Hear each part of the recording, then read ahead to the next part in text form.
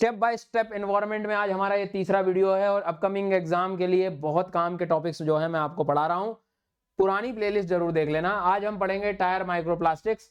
जब आग लगती है, वाइल्ड फायर होता है, तो उसमें जो धुआं निकलता है उसमें कौन कौन से पॉल्यूटेंट होते हैं, प्लास्टिक लीकेज जो हो रहा है यमुना नदी में कहाँ से किस तरह से हो रहा है उस पर हम पढ़ेंगे। और पिछले सेशन में दो टॉपिक जो कवर नहीं किए थे उनको भी हम पैरेलली कवर करने वाले हैं, एस्बेस्टॉस और फ्लोराइड वगैरह एज अ पॉल्यूटेंट क्या होते हैं। तो सबसे पहले हम लोग डिस्कस करेंगे टायर माइक्रोप्लास्टिक। अब इतना तो पता है कि भाई गाड़ी का जो टायर है वो भी रबर है उसके अंदर, ठीक है। अब एक तरह से हम कह सकते हैं कि डाउन टू अर्थ का एक कुछ एनालिसिस था जुलाई में, जहां पर उन्होंने कहा था कि जो टायर जब चलता है या टायर जब मूव कर रहा होता है तो उससे ना बड़े स्तर पे पार्टिकल जो हैं वो रिलीज होते हैं वायुमंडल की तरफ, ठीक है। मतलब अब रोज गाड़ी चल रही तो कुछ ना कुछ तो उसमें माइक्रोप्लास्टिक्स देखे गए। तो मान के चलो सबसे ज्यादा माइक्रोप्लास्टिक आप मान के चलो कि ये largest and the most overlooked sources, सबसे बड़ी मात्रा में जो है टायर से माइक्रोप्लास्टिक्स वगैरह रिलीज हो रहे हैं, ठीक है। तो जब सिंथेटिक रबर जो होता है जब रोड्स पर चल रही होती है वो एब्रेड होता है, घिसता है, घर्षण होता है, उस दौरान ये चीज निकलती है ना। इसको हम माइक्रोप्लास्टिक्स की सेकेंडरी कैटेगरी में भी रख सकते हैं। और दूसरी चीज ये फिर क्या होता है, हवा में पानी की मदद से ये फिर अलग अलग नदियां और ओशियन तक भी जो है पहुंच जाता है धीरे धीरे। और इसमें एक बहुत ही टॉक्सिक एलिमेंट भी पाया जाता है जो अपने को एग्जाम पॉइंट ऑफ व्यू से याद रख सकते हैं आप। 6 ppd करके ये एक वर्ड आपको मिलेगा, 6 ppd, ठीक है, ध्यान रखना। इसमें जो है इसका फुल फॉर्म मैंने नीचे हालांकि लिख दिया, इतना बड़ा सा है, ज्यादा परेशान होने की जरूरत नहीं है। दूसरी बात, ये माइक्रोप्लास्टिक मैटर भारत के लिए इतना क्यों करता है भाई। भारत में वैसे ही बहुत सारी जो डेंसिटी है वो बहुत ज्यादा आपको देखने को मिलेगी व्हीकल्स की, ठीक है। अब इतनी टायर डेंसिटी में तो जो है प्रॉब्लम तो सर क्रिएट होगी। अब वो इतनी गाड़ियां चलेंगी, इतनी व्हीकल्स चलेंगे तो वहां से माइक्रोप्लास्टिक तो जो है आपको देखने को मिलेगा। और आप मान के चलो कि लगभग ग्लोबली 45% माइक्रोप्लास्टिक अगर कोई दे रहा है तो ये टायर के कारण ही आ रहा है। इसके अपने इम्पैक्ट हैं, लोग कहते हैं फूड चेन में एंटर कर जाएगा, खाद्य श्रृंखला में। एक तरह से जो सैल्मोन डेथ है ये भी एक तरह से आप कह सकते हो कि फिशेस में भी इसका ज्यादा इम्पैक्ट देखा गया है, मछलियों में भी, जीव जंतु में जैसे बायो एक्यूमुलेशन, टॉक्सिसिटी, जहरीले भी हैं, लीवर, लंग्स, किडनीज पर इसका असर आपको देखने को मिल सकता है, ठीक है। एक एसोसिएटेड टर्म इससे आप याद रख सकते हो, बायोचार वुड चिप बायोफिल्टर्स। एक ऐसा फिल्टर बनाया है हमने कि ये माइक्रोप्लास्टिक्स को शोषण कर लेता है, ठीक है, रोक लेता है। जैसे मान लीजिए उदाहरण के तौर पे एक रिमूवल टेक्नोलॉजी है बेसिकली ये, कि माइक्रोप्लास्टिक्स को कम करने का एक सोल्यूशन है ये। तो इसको कहाँ लगा देते हैं, ड्रेनेज के आउटलेट्स में लगा देते हैं, नालियों वगैरह के पास। तो पानी जब निकल रहा होता है तो जो भी माइक्रो फिल्टर से उसको ये सोख लेता है, ठीक है। राइस हस्क बायोचार और पाइन वुड चिप से बना होता है ये। तो ये कीवर्ड्स भी आप लोग चाहें तो याद रख सकते हैं। एंड फॉर द रिविजन मैंने आपको बता दिया इसके इम्पैक्ट भी क्या है, ये किन किन चीज़ों से टॉक्सिसिटी इसकी बढ़ रही है। पीपीडी वगैरह वर्ड को याद रखना। भारत में डेंसिटी बहुत है, हमने अभी देखा, टायर्स भी बहुत हो जाएंगे।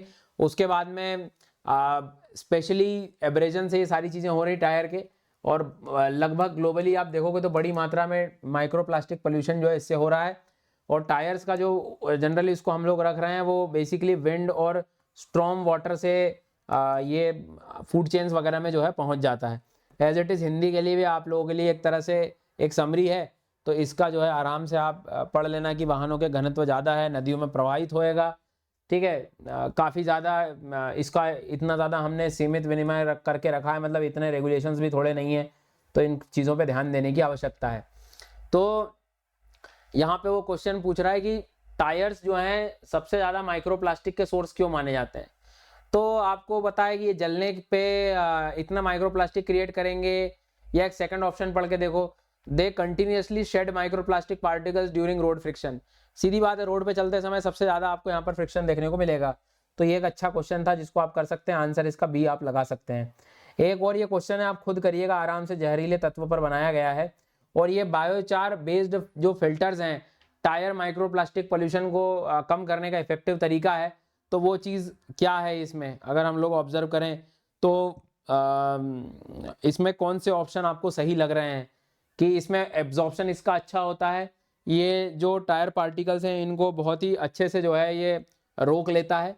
Sand filtration most efficient method है टायर माइक्रोप्लास्टिक। तो ये तो आउट ऑफ कॉन्टेक्स्ट जा रहा है, तो यहाँ पर आपको 1 और 2 दिखेगा, क्योंकि तीसरा जो है वो सैंड बायोचार, मतलब बायोचार ज़्यादा मदद कर रहा है, ये ज़्यादा बेहतर फिल्टर होगा biochar as compare to sand filtration के।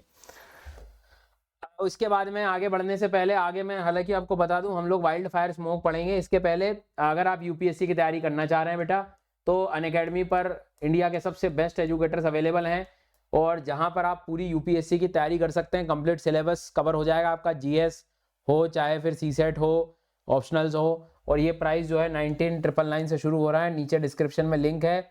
जब भी सब्सक्रिप्शन लें, you can use this code SGYT10 for the subscription. अब हमें पता है कि जब भी फॉरेस्ट फायर लगता है, वनाग्नि लगती है, वनों में आग लगती है, तो धुआं निकलता है। तो एक स्टैनफोर्ड यूनिवर्सिटी की एक रिपोर्ट आई थी जिसमें यह देखा था कि जो वाइल्ड फायर स्मोक होता है वो 10 गुना ज्यादा टॉक्सिक है बेटा। अब ये क्यों टॉक्सिक है? क्योंकि इसमें बहुत सारे तत्व पाए जाते हैं। तो यहां से हमारे लिए एक प्रीलिम्स का क्वेश्चन पूछा जा सकता है, ठीक है। ये पीडीएफ आपको नीचे टेलीग्राम पर भी मिल जाएगी।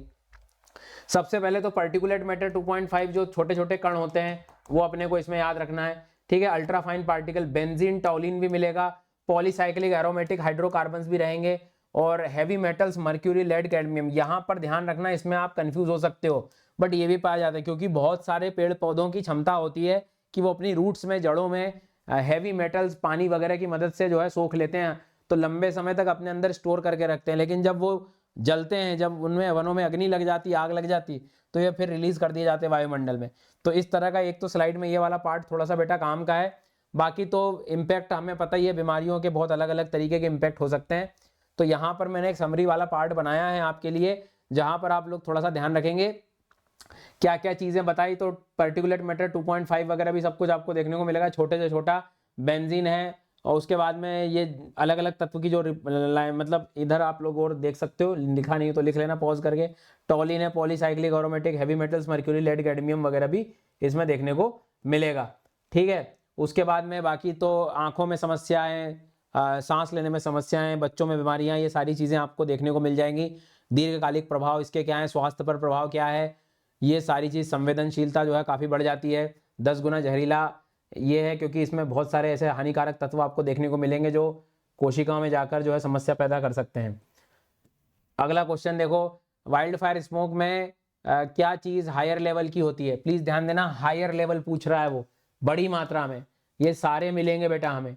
सल्फर डाइऑक्साइड थोड़ी कम मात्रा में मिलता है, इसको करना हो तो बात। मैं ये नहीं कह रहा हूँ कि सल्फर डाइऑक्साइड नहीं निकलेगा, निकलेगा, कम निकलेगा, लार्ज क्वांटिटी में नहीं निकलता, बट दोनों पर्सपेक्टिव से याद रखना। एक क्वेश्चन आप खुद भी इसको सॉल्व करना, और इसको जरा एक बार चेक करो तो कि जब आग लगती तो और कौन से पॉल्यूटेंट निकलते हैं। तो polycyclic aromatic hydrocarbons, benzene, heavy metals, microplastic नहीं निकलेगा, अल्ट्रा फाइन पार्टिकुलेट मैटर सब निकलेगा, चौथा वाला नहीं है इसमें। तो 1 2 3 5, ठीक है। चलो आगे बढ़ते हैं। Plastic leakage into Yamuna. अभी एक नई चीजें सामने आई है कि यमुना में जो है प्रदूषण के नाम पे, मरीन पोल्यूशन के नाम पे जो है बहुत सारी हानिकारक तत्व जो है पहुंच रहे हैं। अब अपने को एग्जाम पॉइंट ऑफ व्यू से क्या याद रखना है, एक्चुअल में भारत और नॉर्वे, इंडिया और नॉर्वे ने एक पोल्यूशन इनिशिएटिव लिया है ताकि यमुना रिवर को बेहतर कर दिया जाए। और साथ ही साथ इन्होंने कुछ, जैसे आगरा के आसपास पेठा, पेठा जो मिठाई देखा हुआ पेठा बनती है, पेठा जो बन रहे हैं, फुटवियर वेस्ट है, इनके भी वेस्ट नदियों में जा रहे हैं। तो बड़ी समस्या आ रही थी। तो भारत ने स्ट्रगल, मतलब जो भारत का जो स्ट्रगल था वो बहुत ज़्यादा था, स्पेशली प्लास्टिक लीकेज को लेकर, या जो कचरा, कूड़ा कचरा पहुंच रहा है यमुना में उस चीज़ को लेकर। क्योंकि अर्बन शहरीकरण में ये सीधा नदियों के द्वारा होते हुए, छोटी छोटी नदियों के द्वारा होते हुए प्लास्टिक जो है, माइक्रो प्लास्टिक भी यमुना में पहुंच रहा था। तो नॉर्वे के साथ भारत ने पार्टनरशिप करी है इस चीज़ को बेहतर करने के लिए। तो एक बायलैटरल प्रोग्राम है इंडिया और नॉर्वे का, नदियों से संबंधित है, इतना याद रखना आप। हालांकि हमने पेठा वेस्ट मैनेजमेंट जो है किया हुआ है। पहले क्या होता था, पेठा का जो वेस्ट है ऐसे डाल दिया जाता था, लेकिन अब जो है इसको थोड़ा सा इन्होंने नए नए तरीकों से कर दिया है कि करीब करीब अलग अलग इसको कलेक्शन हो जाए, ठीक है। काऊ फीड में इसका यूज गौशाला में भेज दिया जाता है, ठीक है। उसके बाद में गाय के गोबर को फिर जो है कंपोस्ट में यूज करके खाद बना के इसके अलग, मतलब इसको अलग अलग लेवल तक सर्कुलर इकोनॉमी मॉडल पर इसको लेकर आ गए।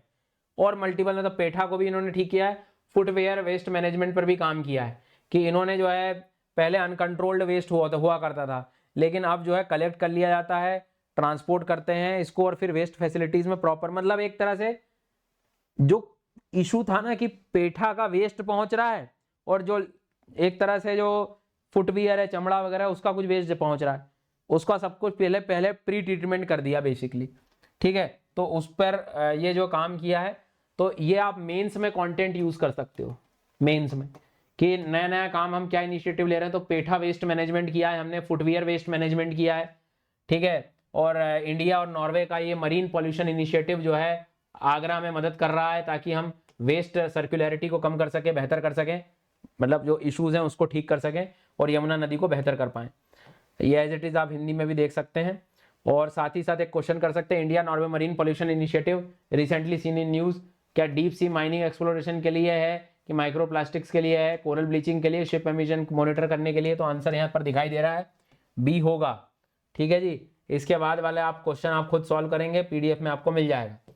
नेक्स्ट वन है एस्बेस्टॉस। देखो एस्बेस्टॉस जो होता है बेसिकली अपने को पता है कि ये भी एक मिनरल है। सबसे पहले तो अपने को ध्यान रखना होगा, है ना, भारत में राजस्थान में सबसे बड़ी मात्रा में हमें एस्बेस्टॉस दिखाई देता है, ये खनिज दिखाई दे रहा है, बट ये थोड़ा फाइबरस होता है, फाइबर जैसा होता है, सिलिकेट फाइबरस, जिसमें क्राइसोटाइल है, एमोसाइट है, क्रॉसिडोलाइट है, एंथोफाइलाइट है, एक्टिनोलाइट है, ट्रेमोलाइट है। एग्जाम में आ सकता है कि भैया ये नाम का संबंध किससे है? एस्बेस्टॉस से। अब चूंकि आपने देखा होगा ये फाइबरस में, अभी इसमें इसका यूज क्या होता है, तो इसका यूज जो होता है फायर प्रूफ एलिमेंट्स बनाने के लिए, फायर प्रूफ, अग्निशमन, जिसमें चीजों में आग न लगे। एक तो फायर प्रूफ एलिमेंट कपड़े वगैरह बनाना हो, साथ ही साथ जैसे घरों के ऊपर आपने वो टीन देखे होंगे, ऐसे शेड्स देखे होंगे ना, वो भी इससे बन रहे होते हैं, लोहे वाले नहीं, इस तरह के फाइबरस आपने देखे होंगे शायद। तो अब ये बन तो रहा है हमें मालूम है, लेकिन ये इसका नुकसान भी बहुत ज्यादा है। तो ये एक सिलिकेट मिनरल है, फाइबर है, इसके अलग अलग रूल मैंने बता दिए। हीट रेजिस्टेंट होता है ये, है ना, आग से मतलब बचाया जा सकता है। सीमेंट प्रोडक्ट्स वगैरह में भी इसका इस्तेमाल किया जाता है, इंसुलेशन, ब्रेक लाइनिंग्स वगैरह। तो ये एप्लीकेशन वाला पोर्शन भी प्रीलिम्स में आ सकता है, प्लीज गो थ्रू इट, इससे इसको जरा ध्यान रखेंगे आप लोग, ठीक है। इसके बाद में कहाँ से आ सकता है, तो मैंने बताया बिल्डिंग मटेरियल में, इंडस्ट्रियल यूज में, अलग अलग जगहों से इसका इस्तेमाल किया जाता है। अब ये जब अंदर जाता है तो एस्बेस्टोसाइसिस करके जो लंग का समस्या, फेफड़ों की समस्या जो है इसमें आ सकती है बेटा, फेफड़ों की समस्याएं आ सकती है, क्योंकि ये फाइबर जो अंदर जाकर प्रॉब्लम करेगा, ठीक है। उसके बाद में लंग कैंसर भी कर सकता है, और बीमारी काफी लंबे समय के बाद भी दिखाई दे सकती है। तो याद रखना एस्बेस्टोस मिनरल जरूर है, मल्टीपल इसके यूसेज हैं, लेकिन ये हेल्थ के लिए ठीक नहीं है। हीट रेजिस्टेंस याद रखना, इसके यूज याद रख सकते हो, रूफिंग शीट वगैरह में भी इसका इस्तेमाल किया जाता है, छत की चादरों में, सीमेंट एस्बेस्टस उत्पादनों में, इंसुलेशन में, ब्रेक लाइनिंग्स में, कहाँ पर यूज होता है, इसके क्या क्या स्रोत हैं, सारी चीजें अपने को याद रखना है, ठीक है जी। अब पॉल्यूटेंट एस्बेस्टोस अभी लीगल रेगुलेशन में आ गया है। ये ऐसा क्यों आ गया? क्योंकि ये क्या सल्फर डाइऑक्साइड निकालता है, या फाइबर लंग में चले जाते हैं, ग्राउंड वाटर में चला जाता है, हैवी मेटल है, क्या है, आपको क्या लगता है? तो दिखाई दे रहा है कि भाई ये लंग की प्रॉब्लम क्रिएट कर सकता है, ठीक है, लंग की प्रॉब्लम तो क्रिएट करेगा। हाँ, ये क्वेश्चन आप खुद करेंगे, जो आपको आराम से सॉल्व करना है। एक दूसरा क्वेश्चन और दे दिया मैंने, ऐसे 2-3 क्वेश्चन दिए हैं।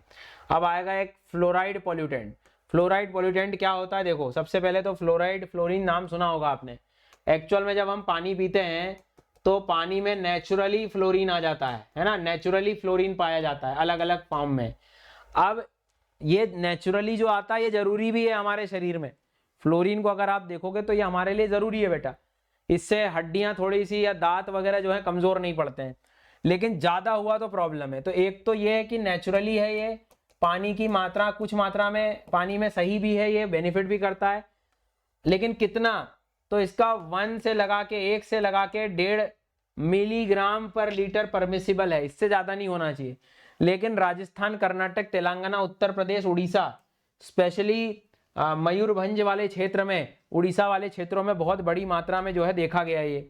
अब अगर ये ज्यादा हो जाता है तो अब ज्यादा कैसे हो सकता है? या तो नेचुरल तरीके से पहुंच जाए, ठीक है, या इंडस्ट्री का सोर्स हो सकता है, या जो ग्राउंड वाटर एक्सट्रैक्शन है उस दौरान जब ज्यादा आप एक्सट्रैक्शन करते हो तो उस टाइम पे अंदर जो है ज्यादा पानी आप रिलीज करोगे, मतलब बाहर की तरफ निकालोगे, तो अंदर फ्लोरीन की मात्रा भी ऑटोमेटिकली जितना जल है उसमें बढ़ सकती है, संभावनाएं ऐसी भी हो सकती हैं। इनके इम्पैक्ट अलग है कि दांतों की समस्या, हड्डियों की समस्या, न्यूरोलॉजिकल इफेक्ट, सोचने समझने की शक्ति जो है वो कंपैरेटिवली कम हो सकती है, पेट से समस्या भी आ सकती है, थायराइड का भी इशू बन सकता है। तो इसका एक समरी वाला पार्ट, सबसे पहले तो आपको पता होना चाहिए कि नेचुरली मिलता है ये अलग अलग रूप में, क्रायोलाइट में मिल सकता है, फ्लोरोस्पार में, फ्लोरोस्पेटाइट में मिल सकता है। ये ज़्यादा होगा तो सीरियस इंपैक्ट आ सकता है। अलग अलग इंडस्ट्रियल ग्राउंड वाटर कहाँ से इसके यूज़ हो सकते हैं। फिर डेंटल फ्लोरोसिस, हड्डियों में समस्या, ये समस्या आ सकती है। फिर कितनी मात्रा हमने रखी है, 1 से 1.5 मिलीग्राम पर लीटर। कौन कौन से राज्य हैं जिसमें राजस्थान, कर्नाटक, उत्तर प्रदेश, उड़ीसा, तेलंगाना, इसमें भी मयूरभंज बहुत ज़्यादा है। ठीक है, एक्सट्रीम लेवल ऑफ मयूरभंज में अब 2 से भी ज़्यादा दिखाई देने लगा है, मतलब 20 बहुत होता है।